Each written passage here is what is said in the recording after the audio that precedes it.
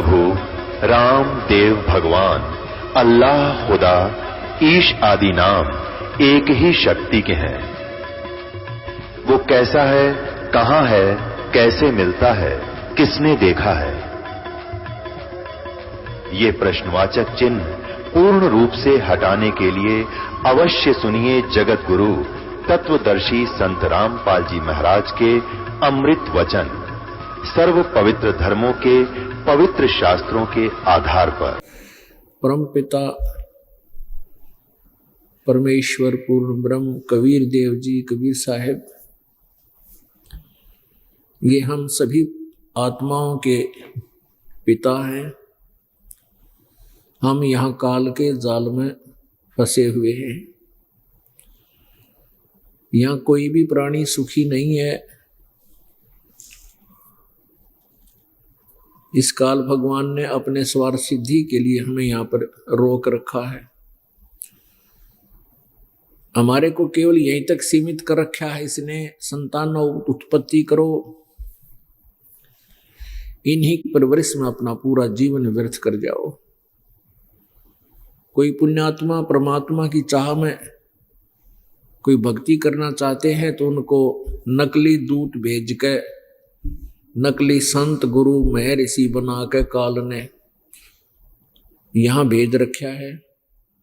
और उन्होंने सभी ने वेदों, गीता और पुराणों के विरुद्ध ज्ञान मानव समाज में भर रखा है। उस अज्ञान को हटाने के लिए परमात्मा को ही स्वयं आना पड़ता है, क्योंकि वो हमारे पिता हैं। उस परमेश्वर में सर्वगुण हैं। त्वमेव माता च पिता, त्वमेव बंधु च सखा, त्वमेव विद्या च द्रोणम, त्वमेव सर्व मम देव देव। ये वो परमात्मा है जो हमारा माता भी है, हमारी पिता भी है।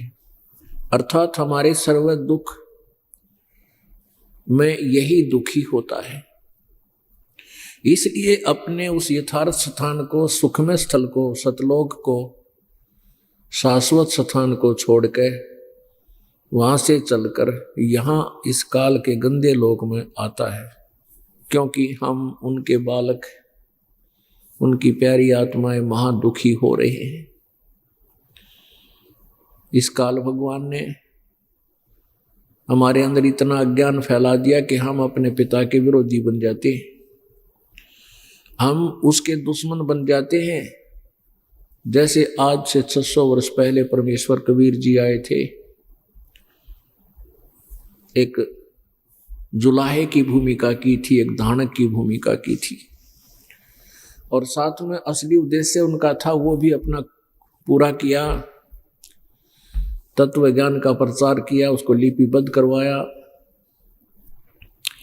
परमात्मा के जो गुणों में लिखा हुआ वही लीलाएं परमेश्वर ने 600 वर्ष पहले की, जिस कारण से आज हम अपने पिता को पहचान सके। अन्यथा काल ने परमात्मा की पहचान, उसका नामो निशान मिटवा दिया था। पत्थर का भगवान बनवा दिया कि तो मस्जिद और गुरुद्वारे और मंदिर बनवा के उसी में भगवान बता दिया, और कहीं ब्रह्मा विष्णु महेश से ऊपर कोई परमात्मा नहीं है, ऐसा ज्ञान फैला दिया।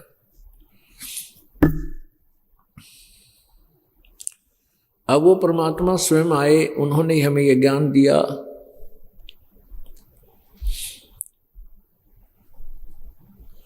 उस परमात्मा ने आकर के अपनी प्यारी आत्माओं को जगाया। जैसा कि आज के सुबह के सत्संग में आप जी ने सुना था, वेदों में आपने देखा ऋग्वेद मंडल नंबर 9 सूक्त नंबर 86 के मंत्र 26-27, ऋग्वेद मंडल नंबर 9 के सूक्त 82 के मंत्र 1, 2, 3 में, ऋग्वेद मंडल नंबर 9 सूक्त नंबर 20 के मंत्र नंबर 1 में, कि वो परमात्मा अपने उस मुक्ति धाम से चलकर ऊपर रहते हैं सतलोक में। उस सतलोक से चलकर तीव्र गति से तीव्रगामी होकर, यानी बहुत स्पीड से, जैसे बिजली आकाशीय बिजली गिरती है, 1 सेकंड के अंदर वो पहुंच जाती है बहुत दूर से। उससे भी तेज गति से भगवान सतलोक से चलकर यहाँ अपने भगत की रक्षार्थ 1 सेकंड में आ जाता है। और वैसे भी वो अपने भक्तों से, अपनी प्यारी आत्माओं से मिलने के लिए लीला करता है, उनसे मिलता है, उनको ज्ञान समझाता है। फिर वो पुण्य आत्मा उस परमात्मा से परिचित होकर के उस परमेश्वर की महिमा जगह जगह जाकर के सुनाते हैं। और फिर उस अपने द्वारा अनुभव, अपने द्वारा परमात्मा का किया साक्षात्कार का अनुभव अपनी अमृतवाणी में लिखवा कर वो अपने सतलोक चले जाते हैं। वो अमृतवाणियां आज हमारे लिए एक प्रमाण है, एफिडेविट है, जो संतों ने, उन संतों ने दे रखा है जिन्होंने भगवान पाया है।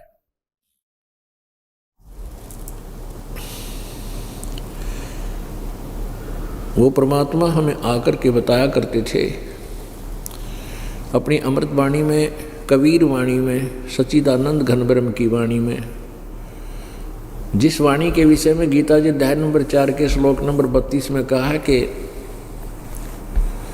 जिन यज्ञों की जानकारी अध्याय नंबर 4 के श्लोक 25 से 31 तक दी है, इस प्रकार के और भी बहुत से यज्ञ विस्तार के साथ ब्रह्मणे मुखे माने सच्चिदानंद घन ब्रह्म की वाणी में विस्तार के साथ कहे गए हैं। और उनको कर्मों से ही होने वाले ऐसा जान, और जिनको जान करके फिर पूर्ण रूप से पाप कर्मों से मुक्त हो जाएगा। उस ज्ञान को गीता जी अध्याय नंबर 4 के श्लोक 34 में कहा कि उस सच्चिदानंद घन ब्रह्म की वाणी में जो ज्ञान है उसको उस तत्वदर्शी संत बताओगा। उस ज्ञान को तत्वदर्शी संतों के पास जाकर समझ, उनको दंडवत प्रणाम करने से, कपट छोड़कर प्रश्न करने से वो तत्वदर्शी संत तुझे उस तत्व ज्ञान का उपदेश करेंगे। तो वो ज्ञान गीता ज्ञान से भिन्न है, उससे अलग है, वो गीता जी में नहीं है। इसलिए यह ऑप्शन गीता ज्ञानदाता प्रभु ने छोड़ रखा है। तो वो ज्ञान परमेश्वर ने स्वयं आकर ही एक तत्वदर्शी संत की भूमिका करके लिपिबद्ध करवा रखा है।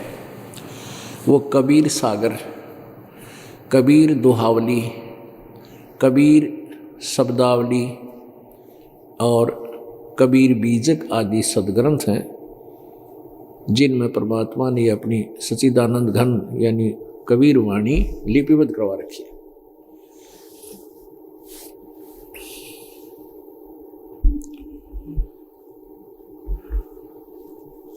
परमात्मा परमेश्वर कबीर जी हमें आकर के समझाते हैं कि तुम्हारा यहाँ मानव जीवन की प्राप्ति केवल इस काल के जाल से निकलने के लिए ही होती है।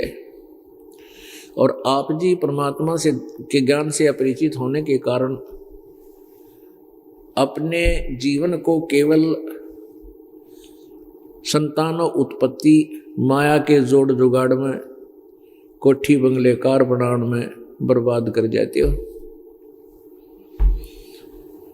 और इसी सुख को तुम सुख मान बैठे हो। परमेश्वर कहते हैं झूठे सुख को सुख कहे, ये मान रहा मन मोद, ये सकल चबीना काल का, कुछ मुख में कुछ गोद।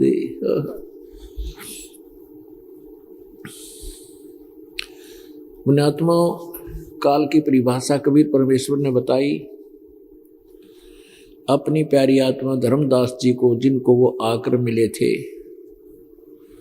सतलोक से चलकर आकर मिले थे, कि जैसे कसाई बकरे पालता है, जैसे कसाई बकरे पालता है, उनके लिए सब सुविधाएं करता है, क्योंकि उसका उद्देश्य उनको बेचना है, उसका मांस बेचना है। उनके लिए सब सुविधाएं करता है।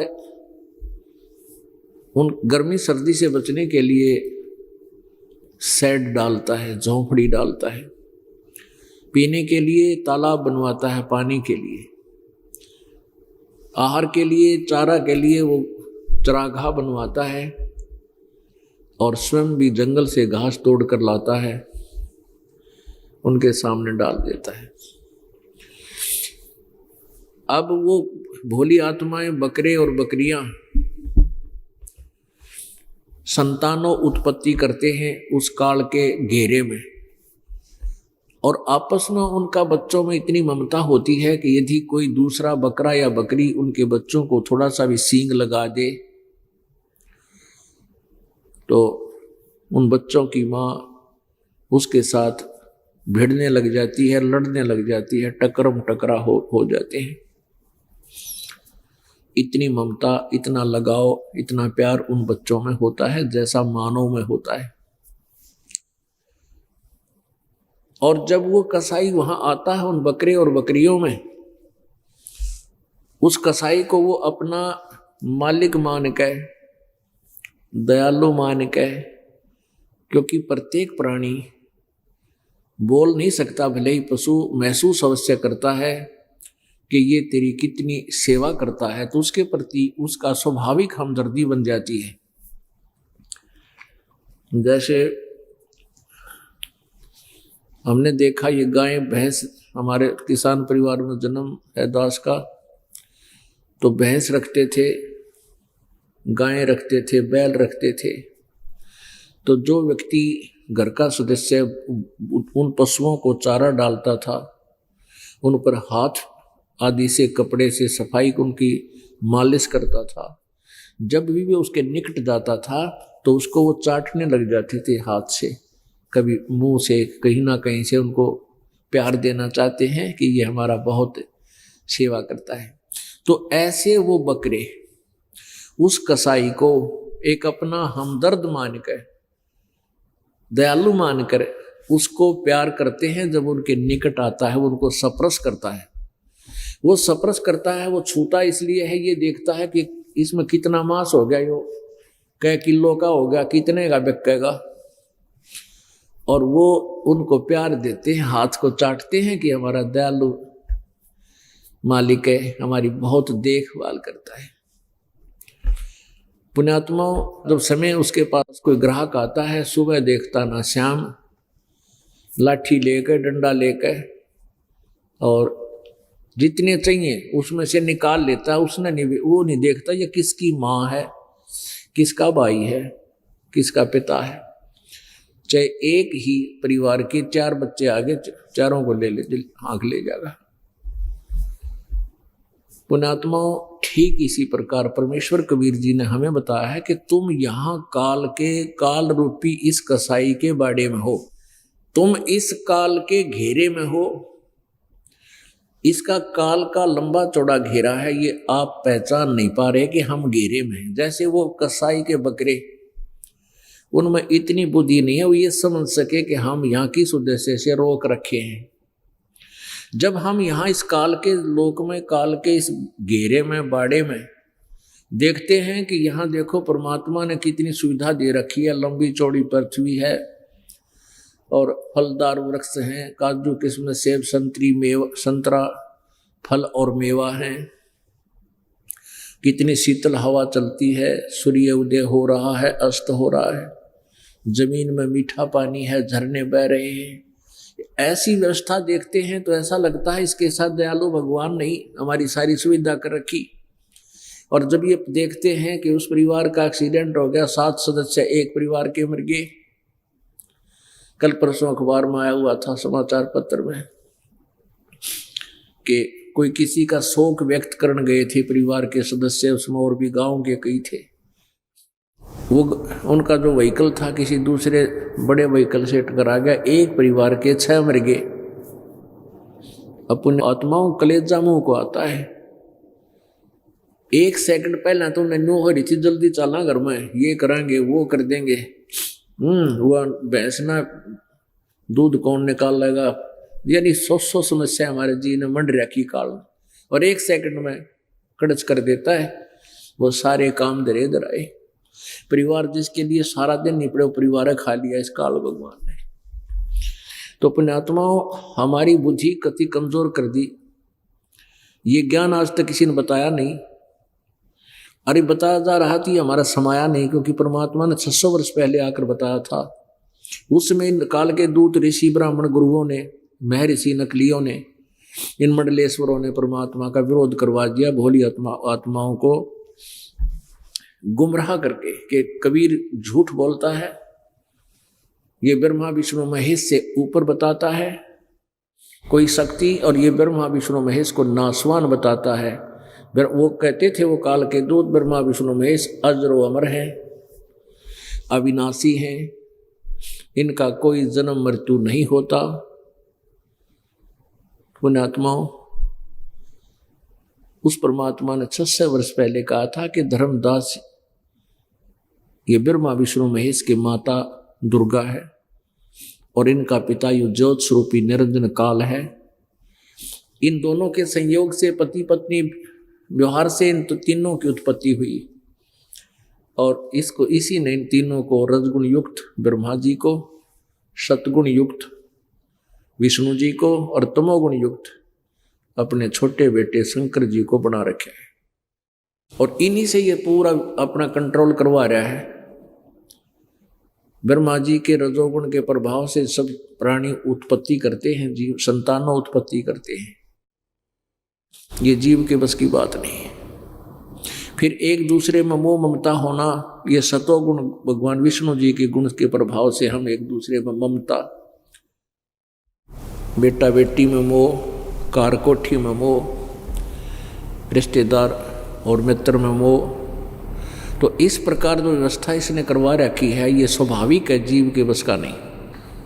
और तमोगुण भगवान जो इनका पुत्र है शंकर जी, उसके द्वारा ये हमारा संहार करवाता है और ये फिर हमारा आहार करता है। आज से 600 वर्ष पहले परमेश्वर ने कहा था, धर्मदास ये जग बोराना, कोई न जाने पद निर्वाणा, यही कारण मैं कथा पसारा, जग से कहिए एक राम नियारा। 600 वर्ष पहले परमात्मा ने बताया था कि धर्मदास, अपनी प्यारी आत्मा धर्मदास जी को, कि धर्मदास ये सारा संसार विचलित है, किसी को यथार्थ ज्ञान नहीं है, और इसलिए मैं तुझे एक कथा सुनाता हूं। धर्मदास ये जग बोराना, कोई न जाने पद निर्वाणा, यही कारण मैं कथा पसारा, जग से कहिए एक राम नियारा। जिनको तुम परमात्मा मानते हो, ब्रह्मा विष्णु महेश, इनको अजरो अमर बताते हैं तुम्हारे गुरुदेव कबीर जी के मिलने से पहले रूपदास जी नामक एक वैष्णव विष्णु जी के उपासक संत से धर्मदास जी ने नाम ले रखा था, दीक्षा प्राप्त थी। तो कबीर जी उनको समझा रहे थे कि जिनको तुम्हारे गुरुदेव अजरो अमर बताते हैं ब्रह्मा विष्णु महेश जी को, ये अजरो अमर नहीं है, ये सर्वेश्वर नहीं है, ये नासवान है, इनसे ऊपर कोई और है एक परमात्मा। और ब्रह्मा विष्णु महेश के माता पिता हैं, इनके पिता ज्योति निरंजन काल है, जिसको ब्रह्म बोलते हैं, ब्रह्म कहते हैं, और दुर्गा या शेरा वाली प्रकृति इनकी मां है। तो पुण्यात्माओं, उस समय इस बात का विरोध उन नकली गुरुओं ने, ब्राह्मणों ने और ऋषि महर्षियों ने बहुत जोर शोर से किया कि दुल्हा झूठा है, ये झूठ बोलता है, ब्रह्मा विष्णु महेश को, ये हमारे देवताओं को की बेइज्जती करता है, और मारो इसको, मारो, ये गंदा आदमी है। अब परमात्मा कहते मैं रोवे तू सृष्टि को, और ये सृष्टि रोवे मोहे। गरीबदास हमारे वियोग को समझ नहीं सकता कोई। परमात्मा कहते मैं तो इन बच्चों को रोता फिरता हूं कि मैं भगवान हूं, तो मुझे पहचान लो। और ये ढूंढ रहे हैं परमात्मा को, सुखदाई भगवान को, कि हमें सुख दे, हमारे दुख दूर करे, हम क्यों दुख पा रहे यहाँ पर है। तो कहते हैं हमारा जो वियोग है, हम एक दूसरे से जो अलग हो रहे हैं, इनको कोई नहीं समझ पा रहा। तो परमात्मा ने 600 वर्ष पहले ये अमृत ज्ञान, ये सच्चिदानंद घन ब्रह्म की वाणी लिपिबद्ध करवाई थी कबीर सागर में। धर्मदास ये जग बोराना, कोई न जाने पद निर्वाण, यही कारण मैं कथा पसारा, जग से कहिए एक राम नियारा। अपनी महिमा आप पर बताई। यदि सीधा भगवान ये कहे मैं परमात्मा हूं, तो कोई निकट भी नहीं आवा, क्योंकि हमारे को इतना भ्रमित कर रखा है कि परमात्मा निराकार है, वो तो दिखाई ही नहीं देता। तो इसलिए परमेश्वर ने इस काल के जाल को खत्म करने के लिए ना जाने कितने कारण बनाए। एक गरीब जुलाहा बनकर आए और फिर ऐसी लीलाएं की जो परमात्मा ही कर सकता है, दूसरा कर ही नहीं सकता। तो क्या बताते हैं कि इन सभी आप आरती, आप साजे, आप किंगर, आप बाजे, आप ताल झान झनकारा, आप नचे आप देखण हारा। कहे कबीर ऐसी आरती गाऊं, आपा मध्य आप समाऊं। अपनी महिमा आप बताने के लिए परमात्मा क्या कहते हैं कि यही कारण मैं कथा पसारा। ये कथा जो मैं तुम्हें सुना रहा हूं, सृष्टि रचनाबद्ध सुनाई थी परमात्मा ने, कि इसलिए तुझे ये सृष्टि रचना सुना रहा हूं। एक परमात्मा सबसे न्यारा है, और फिर इसी ज्ञान को तू सभी जीवों को सुनाना, उन सब के भ्रम को मिटाना। यही ज्ञान जग जीव सुनावो, सब जीवों का भ्रम नसाओ। अब मैं तुमसे कहूं चताई, ही तेरे देवन की उत्पत्ति बाई। अब धर्मदास जी नहीं मान रहे थे उस पुराने ज्ञान के आधार से कि ब्रह्मा विष्णु महेश के कोई माता पिता नहीं है। तो परमेश्वर ने कहा, बच्चा अब मैं तुझे तेरे तीनों देवताओं की जन्म पत्री बताता हूं, उत्पत्ति बताता हूं। अब मैं तुमसे कहूं चताई, तेरे देवन की उत्पत्ति बाई।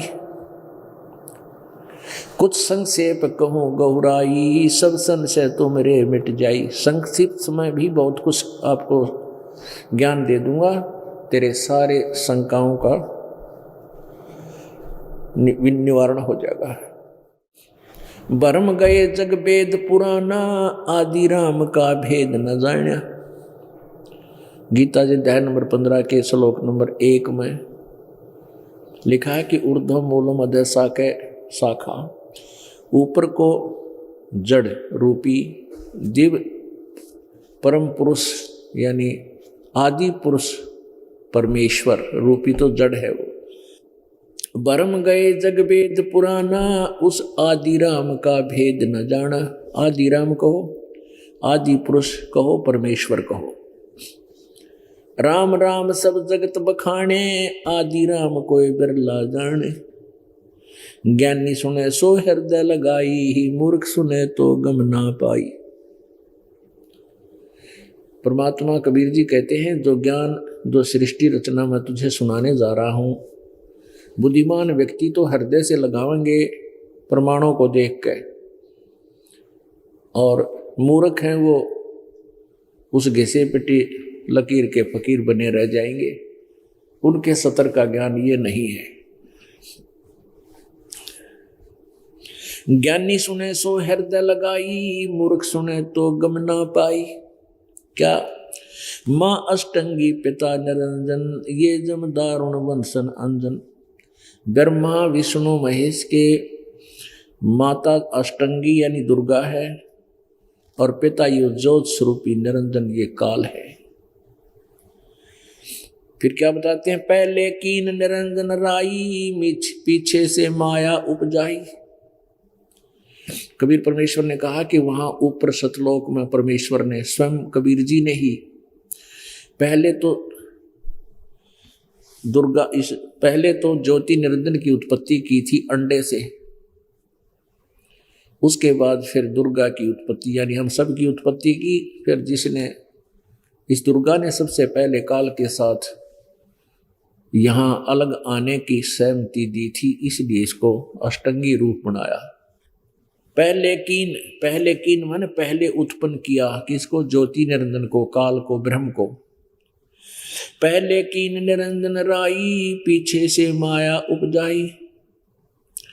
माया रूप देख अति शोभा, देव निरंजन तन मन लोभा।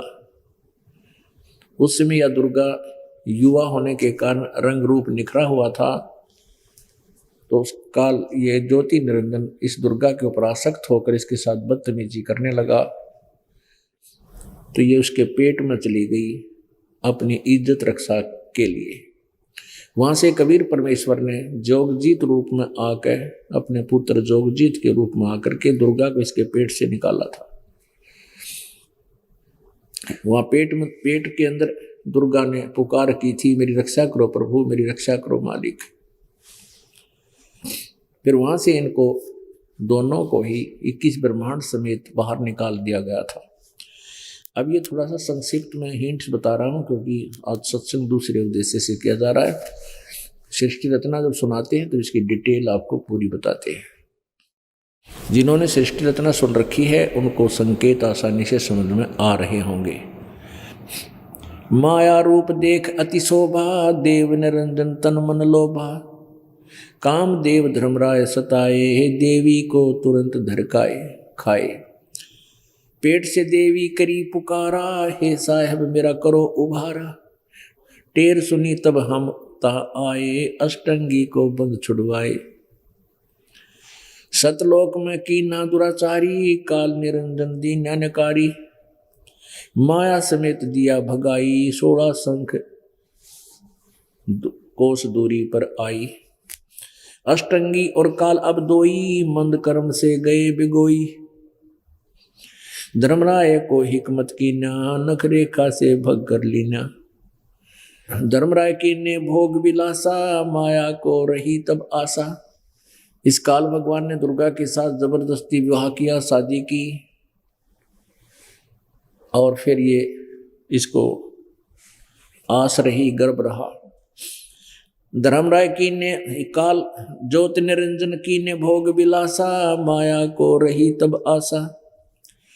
3 पुत्र अष्टंगी जाए, ब्रह्मा विष्णु शिव नाम धराए। 3 पुत्र अष्टंगी जाए यानी जन्म दिया 3 पुत्रों को, और उनका नाम ब्रह्मा विष्णु शिव नाम धराए। 600 साल पहले ये वाणी मालिक ने बोली थी। ये ज्ञान या सच्चाई यथार्थ था, परमात्मा ने अपने सिंपल भाषा में, सिंपल लैंग्वेज में, साधारण भाषा में बोली और लिपिबद्ध की गई थी धर्मदास जी द्वारा। आज पुण्यात्माओं परमात्मा पहचानने में हमने देरी ना लगे, और जब हमें ये दृढ़ निश्चय हो जाएगा कि ये परमात्मा है, फिर तो देखना, जब तक हमें विश्वास नहीं होता तब तक हम डगमग रहते हैं और दोगले रहते हैं। जब तक हम दोगले रहेंगे परमात्मा नहीं सुनता, केवल वर्क डन ही देता है, किया कर्म ही देगा। जब हमारा पक्का दृढ़ निश्चय हो जाएगा कि इसका आगे भगवान नहीं, इससे ऊपर कोई परमात्मा भगवान नहीं, और इससे अलग कोई ज्ञान नहीं, तो फिर हम सच्ची लगन से लगेंगे। गीता जी अध्याय नंबर 2 के श्लोक नंबर 53 में कहा कि अर्जुन, जिसमें तेरी बुद्धि भ्रमित करने वाले भिन्न भिन्न प्रकार के वचनों से यानी भिन्न भिन्न ज्ञानों से हटकर एक परमात्म तत्व के यथार्थ ज्ञान पर रुक जाएगी, डट जाएगी, स्थिर हो जाएगी, तब तो तू योग को प्राप्त होगा, तब तो तू प्रवेश पावेगा भक्ति में, यानी तेरी भक्ति स्टार्ट होएगी तो योगी बनेगा। योगी माने भगत साधक। 3 पुत्र अष्टंगी जाए, ब्रह्मा विष्णु शिव नाम धराए। ये तीन देव विस्तार चलावे, इनमें यो जग धोखा खावे। ओए होए। कहते हैं ये तीनों देवता इस काल के इस डमडमे को चला रहे हैं। इस काल के उत्पत्ति, स्थिति और मृत्यु, कहते इस प्रोसीजर ने यही कंट्रोल किए हुए हैं। ये काल के लिए हमें यहाँ रोके हुए हैं, संतान उत्पत्ति करवाते हैं, एक दूसरे मोह ममता जकड़ी हुई है, और तीसरा पुत्र किसी न किसी कारण से हमारी मौत करवा देता है। तीन देव विस्तार चलावे, इनमें ये जग धोखा खावे। पुरुष गम कैसे कोई पावे, काल निरंजन जग वर्मावे। यानी परमात्मा की भेद गम्य माने भेद कैसे समझे। यू काल जो है ज्योत निरंजन पूरे संसार को भ्रमित किए हुए है, गलत ज्ञान पर आधारित किए हुए। पुरुष यानी परमात्मा परमेश्वर की जानकारी। पुरुष गम कैसे कोई पावे, काल निरंजन जग वर्मावे। तीन लोक अपने सुत दीन्या, सुन निरंजन बसालीन्या। अपने पुत्रों को ये पृथ्वी लोक और नीचे का पाताल लोक और ऊपर स्वर्ग लोक, इन तीनों लोकों को का कंट्रोलर बना के और स्वयं इस एक ब्रह्मांड के अंतिम छोर पर वहां तीन गुप्त स्थान बनाकर रहता है और वही इनकी उत्पत्ति करता है, दुर्गा को अपने साथ रखता है।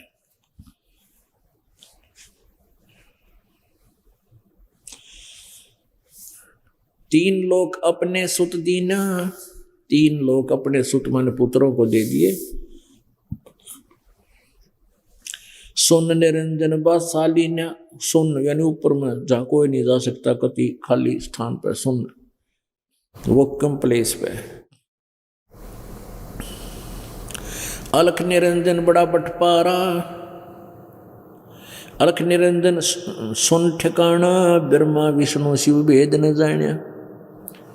अब जो ज्ञान परमात्मा कबीर जी ने बताया उसको ब्रह्मा विष्णु महेश भी नहीं जानते, तो पुण्यात्माओं कौन भगवान होया। और ब्रह्मा विष्णु महेश के जन्म को और इनके पिताजी के जन्म को कबीर परमेश्वर ने आके बताया। गीता जी अध्याय नंबर 10 के श्लोक नंबर 2 में गीता ज्ञानदाता ये काल श्री कृष्ण जी में प्रवेश करके बोल रहा है। ये कहता है कि अर्जुन, मेरी उत्पत्ति को ना तो ये देवता जानते ब्रह्मा विष्णु महेश आदि, और न ऋषि जानते, क्योंकि ये सभी मेरे से उत्पन्न हुए, इनका आदि कारण मैं हूं। तो पुण्यात्मा ब्रह्मा विष्णु महेश ज्योति निरंजन के जन्म को नहीं जानते। उत्पत्ति तो हुई है उसकी, आप मानता है मेरी उत्पत्ति को, तो उस निरंजन की इस काल की उत्पत्ति उसके पिता, काल के पिता यानी पूर्ण परमेश्वर कबीर देव जी ने आकर बताई।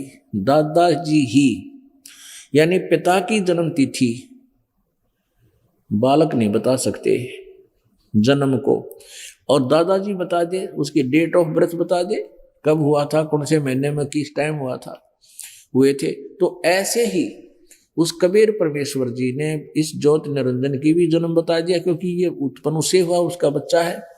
लेकिन ये नालायक हो गया, इसने और भी काम बिगाड़ दिया। और ब्रह्मा विष्णु महेश की उत्पत्ति भी उसी ने बताई। आज तक हिंदू समाज में किसी को पता नहीं था ब्रह्मा विष्णु महेश के कौन माता पिता हैं, और हमारे सदग्रंथों में लिखा। तो पुण्यात्मा कहते हैं, गुरु बिन काहु न पाया ज्ञाना, ज्यों थोथा वो छड़े किसाना। और गुरु बिन वेद पढ़े जो प्राणी, समझे ना सार रहे अज्ञानी। वेदों को नहीं समझ सके ये ब्रह्मा विष्णु महेश। तो पुण्यात्मा ये जो शब्द दास बोल रहा है, प्रथम बार जब हिंदू समाज के पवित्र आत्माएं सुनेंगी तो एकदम धक्का सा लगेगा कि ये संत है या मेंटल है। ब्रह्मा विष्णु महेश को ज्ञान नहीं वेदों का। पुण्यात्मा धीरज रखना चाहिए, एक नया ज्ञान और बिल्कुल नए सिरे से सुनाया जा रहा है। तो एक बार तो ऐसा ही होता है, लेकिन जब प्रमाण दास दिखाएगा तो दांतों तले उंगली दबाओगे तुम कि सचमुच ये तो सारी ही साची है। अलख निरंजन सुन ठिकाना, ब्रह्मा विष्णु शिव भेद नहीं जानिया। इस ज्योत निरंजन के बारे में ब्रह्मा विष्णु महेश कोई पता नहीं युग केस होता है, कहाँ ये रहता है, कौन है, कैसा है। तीन देव सो उसको ध्यावे, निरंजन का वह पार न पावे। अलख निरंजन बड़ा बटपारा, तीन लोक जीव करत आहारा।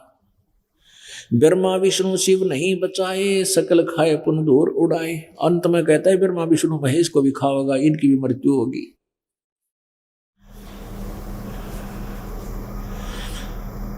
तिनके सुत हैं तीनों देवा, अंदर जीव करत हैं सेवा। तिनके यानी इस काल के ये तीन पुत्र हैं, ब्रह्मा विष्णु महेश, और ये ज्ञानहीन अंधे भोली आत्मा इनने की पूजा करें ब्रह्मा विष्णु महेश की।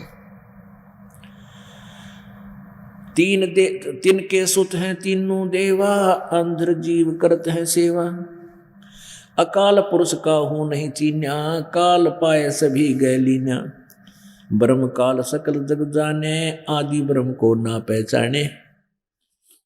तीन देव और अवतारा, ताको वजह सकल संसारा। इन तीनों देवताओं को और वो अन्य जो इन्हीं से अंश अवतार आए हैं, श्री राम श्री कृष्ण, कहते ये सारा संसार इन्हीं को भज रहा है, इन्हीं की पूजाएं कर रहा है, श्री कृष्ण और राम आदि की। तीनों देव और अवतारा, ताको भजे सकल संसारा। तीनों गुण का ये विस्तारा, धर्मदास मैं कहूं पुकारा। अब देखो पुण्यात्माओं, परमात्मा ने सारे कोड वर्ड प्रयोग कर रखे, कबीर परमेश्वर जी ने। गुण तीनों की भक्ति में, भूल पड़ो संसारे। कहें कबीर निज नाम बिना, कैसे उतरो पार। इन तीनों गुणों की भक्ति में, रजगुण ब्रह्मा, सतगुण विष्णु, तमगुण शिव जी की भक्ति में, यो भूल पड़ो संसार। और कह कबीर निज नाम बिना, उस सच्चे नाम बिना, सत्य नाम के बिना भाई कैसे हो उद्धार। अपने आत्मा परमात्मा की यह अमर वाणी आप जी ने सुनी कि ब्रह्मा विष्णु महेश नासवान हैं, इनके माता पिता हैं, दुर्गा इनकी माँ है, ज्योति निरंजन ये काल रूपी ब्रह्म इनका पिता है। इन दोनों के संयोग से इनकी उत्पत्ति हुई है। रजगुण ब्रह्मा है, सतगुण विष्णु, तमगुण शिव जी। पुण्यात्माओं, ये तो अमर वाणी है, वो सच्चिदानंद घन ब्रह्म की वाणी, जो गीता जी अध्याय नंबर 4 के श्लोक नंबर 32 में जिसके विषय में कहा है, वो कबीर वाणी है, उस परमात्मा के अपने मुखारविंद से उच्चरित वाणी है, जो अब दास ने आपको पढ़कर सुनाई। इसमें साफ बताया है कि ज्योति निरंजन इन ब्रह्मा विष्णु महेश का पिता है, या अष्टंगी दुर्गा इनकी माता है, और रजगुण ब्रह्मा है, सतगुण विष्णु, तमगुण शिव जी। इन तीनों गुणों की भक्ति में यो भूल पड़ो संसार। कहे कबीर निज नाम बिना, क्यों कर उतरे पारे। अब आपको दिखाते हैं ब्रह्मा विष्णु और महेश की उत्पत्ति। दुर्गा इनकी माता है और काल रूपी ब्रह्म इनका पिता है। पुण्यात्मा न्यो पेटा भरेगा, जब भगवान ने 600 वर्ष पहले जो ज्ञान दिया, आज इन सद ग्रंथों ने प्रमाण दिया, तो भगवान पहचान लिया हमने। फिर हम मार थोड़ा ही खाएंगे। ये देखिएगा, ये है संक्षिप्त शिव पुराण और गीता प्रेस गोरखपुर से ये प्रकाशित है।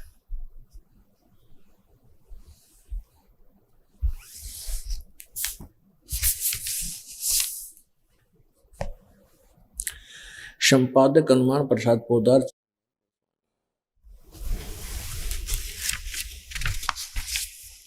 प्रकाशक एवं मुद्रक हैं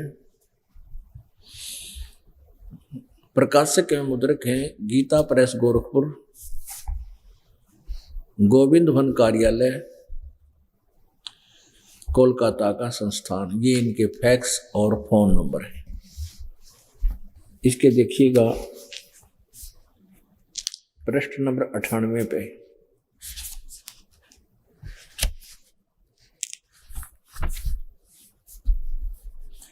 यह है रुद्र संहिता।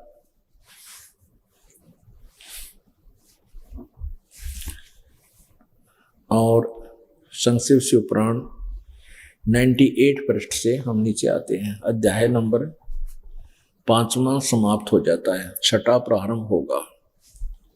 इस 5वें के लास्ट में देख लेते हैं।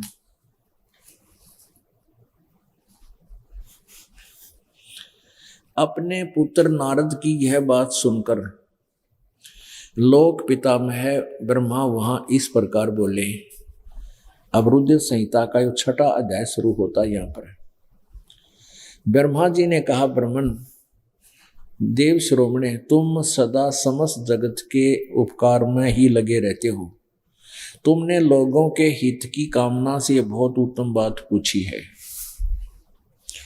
जिस समय समस्त चराचर जगत नष्ट हो गया था, सर्वत्र केवल अंधकार ही अंधकार था। उस समय तत्सद ब्रह्म, इस श्रुति में जो सत्य सुना जाता है एकमात्र वही शेष था। सत्य माने अविनाशी सत्पुरुष, केवल वही शेष था। अच्छा, अब देखना प्रश्न नंबर 99 पढ़ लिया, 100 पे।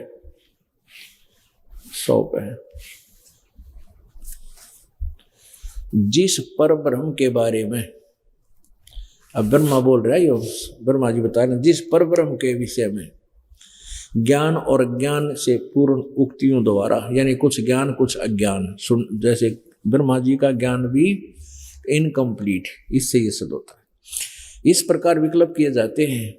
उसने कुछ काल के बाद, कुछ समय के बाद द्वितीय की इच्छा प्रकट की। उसके भीतर एक से अनेक होने के संकल्प उदित हुए।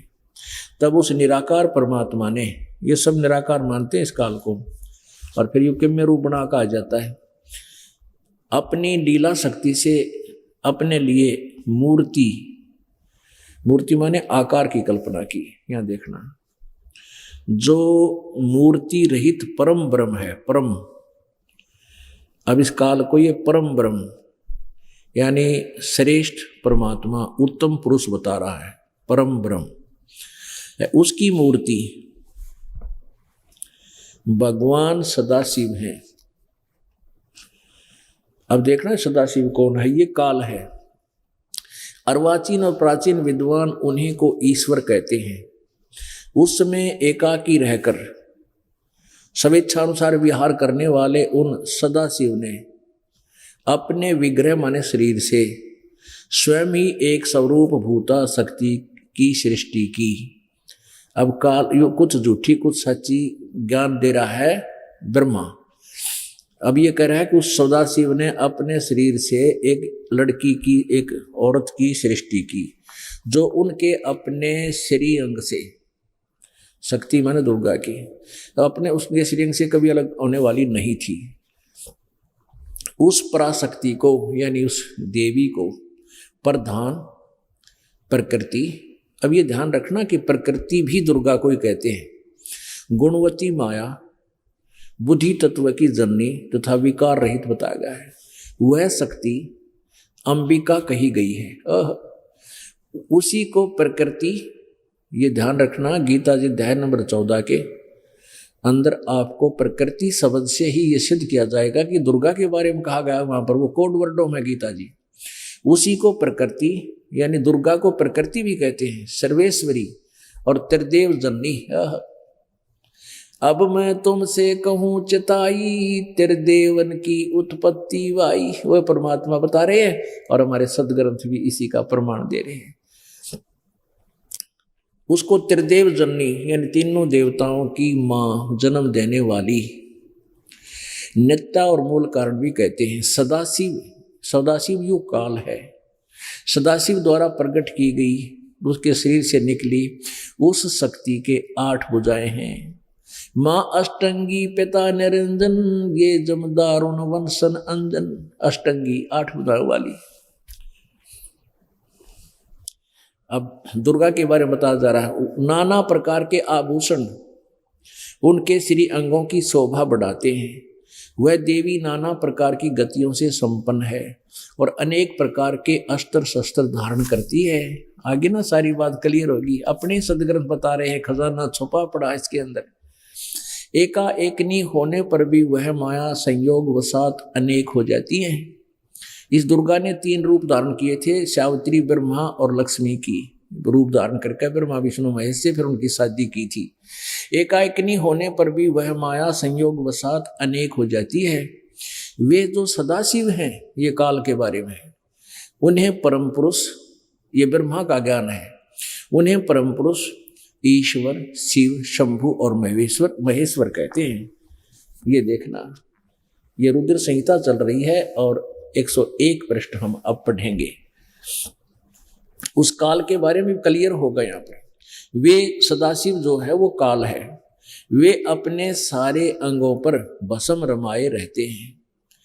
उन काल रूपी ब्रह्म ने, ये काल रूपी ब्रह्म, इसे काल कहो, ब्रह्म कहो, सदाशिव कहो, उन काल रूपी ब्रह्म ने सदा ही एक ही समय शक्ति यानी दुर्गा के साथ, नाथ नहीं साथ, शिवलोक नामक अक्षेत्र का निर्माण किया था। उस उत्तम अक्षेत्र को काशी कहते हैं। वे प्रिया और प्रियतम, शक्ति और शिव, वो पति पत्नी, प्रिया और प्रियतम यानी शक्ति दुर्गा, शिव युकाल, वो पति पत्नी रूप में जो परमानंद स्वरूप हैं, उस मनोरम क्षेत्र में नित्य निवास करते हैं। काशीपुरी मुने शिव और शिवा ने प्रलय काल में भी कभी उस क्षेत्र को, यानी उस ऊपर जो सुन शिखर में काल निरंजन सुन ठिकाना, उस स्थान को अपने सानिध्य से मुक्त नहीं किया। वहां रहते हैं ऊपर ये। अच्छा,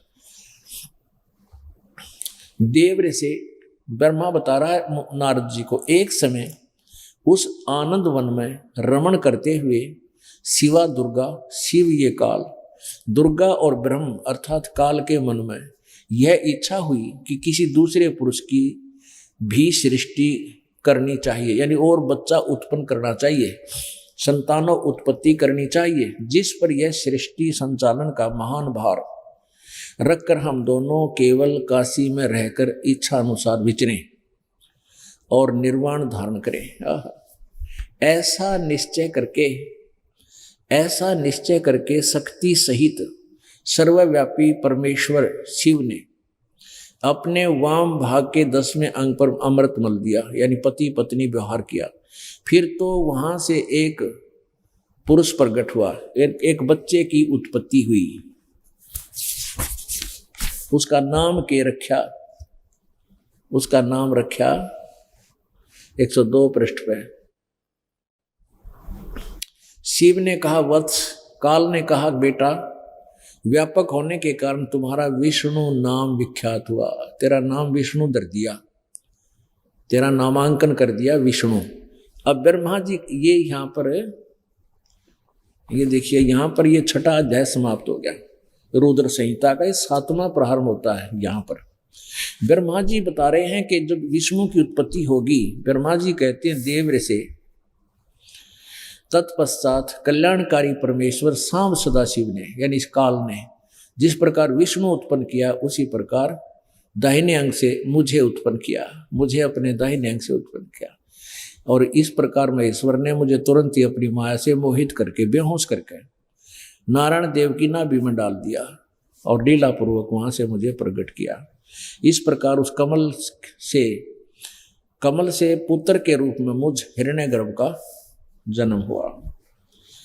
अब यहां देखो 110 पृष्ठ पे, अब ये विचलित हो जाते हैं अनुवादकर्ता और लेखक के, विष्णु से विष्णु की उत्पत्ति कैसे बताऊं, 110 पृष्ठ पे। और ये 9वां अध्याय इसके एंड में, आखिर में, इस प्रकार ब्रह्मा विष्णु और रुद्र इन तीनों देवताओं में गुण हैं। रजगुण ब्रह्मा जी, सतगुण विष्णु, तमगुण शिव जी, परंतु शिव गुणातीत माने गए हैं। इस काल को के बारे में कहा कि यो इनसे न्यारा है, ब्रह्मा विष्णु महेश से अलग है, ब्रह्मा विष्णु महेश अलग हैं अपनात्मा। अब आपके समक्ष ये कंसेप्ट क्लियर हो गया और आप जी ने प्रत्यक्ष देख लिया अपनी आंखों से कि ब्रह्मा और विष्णु की उत्पत्ति दुर्गा और इस काल के पति पत्नी व्यवहार से हुई।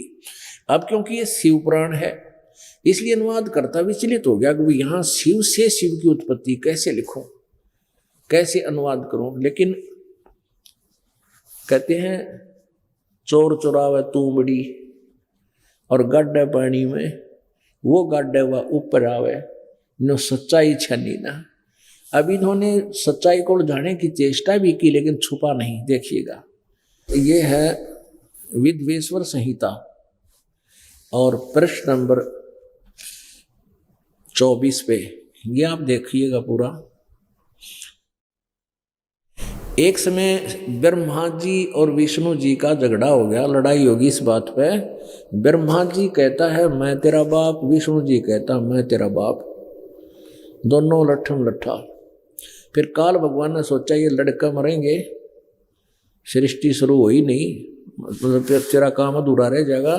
तो इनके बीच में एक तेजों में स्तंभ खड़ा कर दिया, तेजों में यानी बिल्कुल चमकता हुआ एक पिलर जैसे शीशे का हो, गोल गोल कांच सा।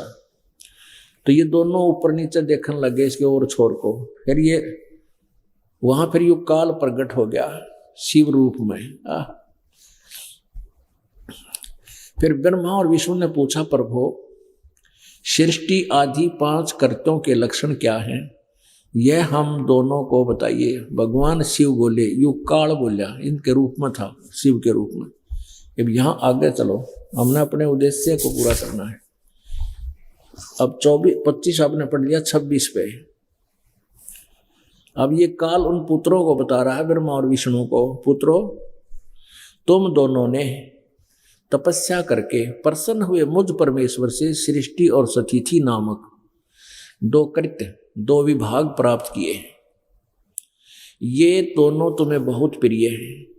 इसी प्रकार मेरी विभूति स्वरूप रुद्र और महेश्वर, यहां देख लो कंसेप्ट क्लियर हो गया। नहीं तो वानों कहा रुद्र अलग से और वो शिव जी ने आ रहा है। अब ये रुद्र भी आ गया और महेश्वर भी आ गया, इनसे अलग है 5वां वो।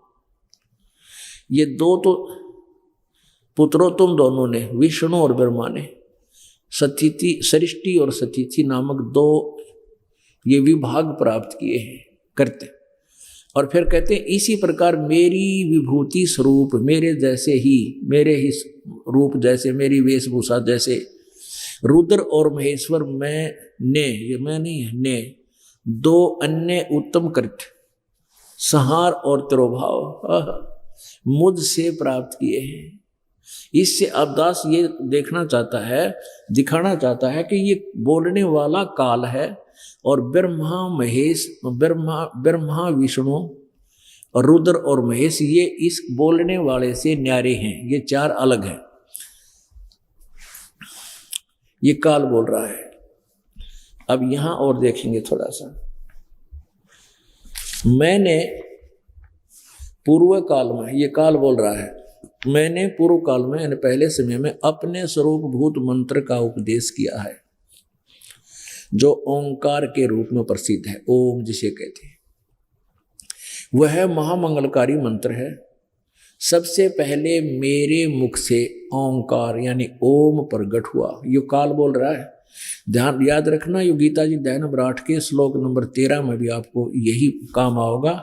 यो एक अक्षर ब्रह्म ओम, मेरे मुख से सबसे पहले मेरे मुख से ओंकार यानी ओम प्रकट हुआ जो मेरे स्वरूप का बोध कराने वाला है।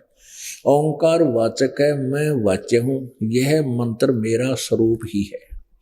प्रतिदिन ओंकार का निरंतर स्मरण करने से मेरा ही सदा स्मरण होता है। ओम का जाप करने से काल का जाप होता है।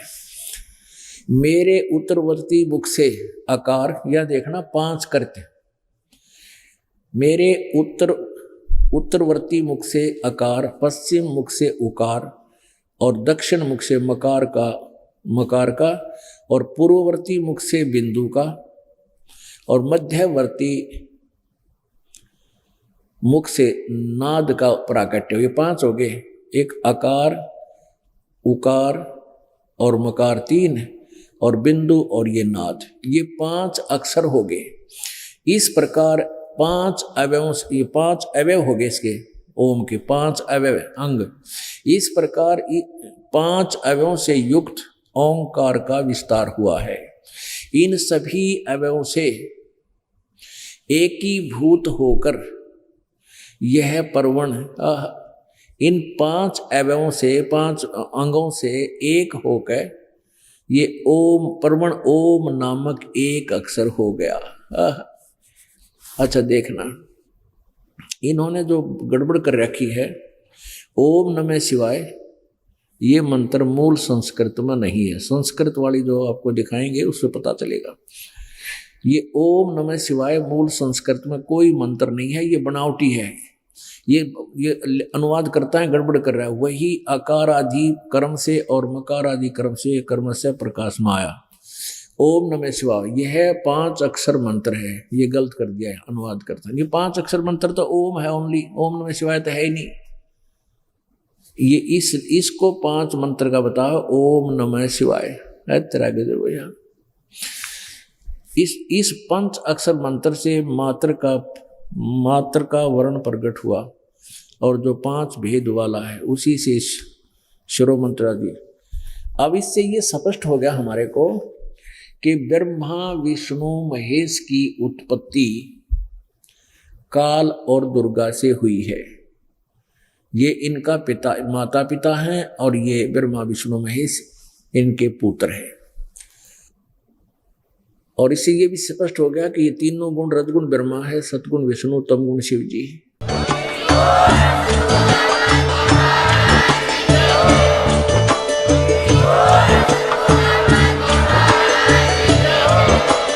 आप सुन रहे थे जगत गुरु तत्वदर्शी संत रामपाल जी महाराज जी के मंगल प्रवचन। अधिक जानकारी के लिए विजिट कीजिए हमारी वेबसाइट www.jagatgururampalji.org। संत रामपाल जी महाराज जी के शुभ आशीर्वाद से पूरे विश्व भर में 500 से भी ज्यादा नाम दीक्षा केंद्र हैं, जिन पर संत रामपाल जी महाराज जी द्वारा ऑनलाइन निशुल्क नाम दीक्षा दी जा रही है। अपने नजदीकी नाम दीक्षा केंद्र का पता करने के लिए संपर्क करें 8222880541।